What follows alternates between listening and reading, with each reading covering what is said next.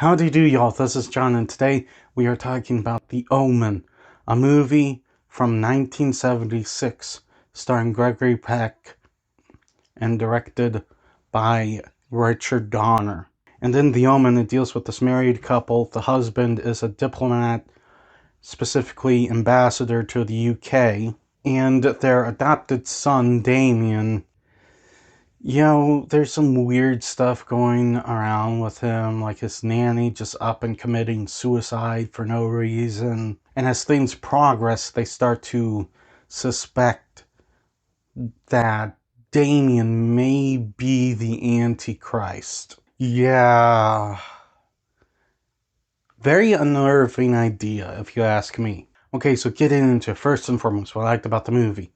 Obviously, the performances, believe it or not, they're all top notch. Like Gregory Peck, he's probably one of the best actors of his era, and it really shows in this film. Rather than phoning it in for a paycheck or something like that, even if that was his motive, just to pay off like a car loan or something like that, he still gave it his all in this film. He gave it his all and put in the work to try and help make you like this character. And it's like that with all of the performances, really. There's this photographer character whose actor is really good. This priest who's kind of a conspiracy theorist and the first person to kind of connect the dots as to who Damien is. Yeah, a priest is a conspiracy theorist. Also, the story itself, it's legendary.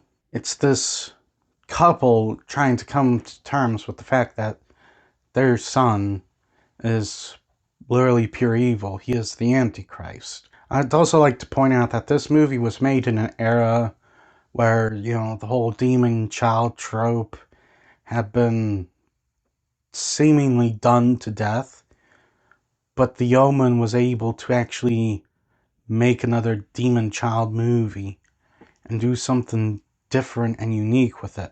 Post Rosemary's Baby, there was a bunch of cash grabs of that movie. Just people trying to milk money off of the idea of a demon child, Antichrist movie. And to be quite honest, I'm kind of curious as to what people were probably thinking when this movie came out, because at a glance it probably looked like, oh hey, another demon child movie. But really, like, the only thing this movie kind of copied off of Rosemary's Baby is the simple fact that it deals with the Antichrist. Other than that, from what I understand, the two movies they're night and day. They're completely different. And today, The Omen is probably more popular than Rosemary's Baby. Then again, I don't really blame people considering the director.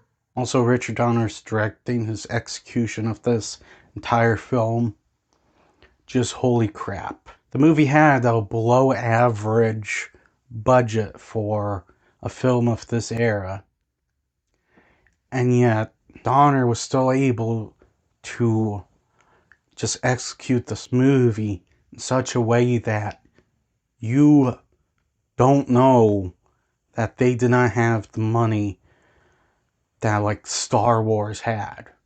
Not even half that. Obviously, some of the technical effects have dated, unfortunately, but that's the only real thing that you can kind of tell this movie didn't have a very big budget. But other than that, there are moments in this film that it feels like a modern movie, not a movie made in 1976. And I give them props for that. Also, Jerry Goldsmith's music. Oh my. Jerry Goldsmith won an Oscar for his music on this film, and man, does it show.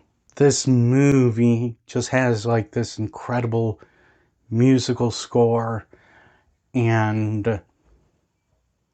it definitely helps significantly with like the tension and the suspense. Guys, at the end of the day, The Omen is a classic movie. I love this film. For the most part, it's aged very well. The performances are top-notch. The storytelling is top-notch, and it does something different to a common trope of that era. Takes a unique spin on it. Goldsmith's music is beautiful and haunting at the same time. And I would say if you guys are interested in the film, have any interest in watching it, I would definitely highly recommend it. I am going to give The Omen a 10.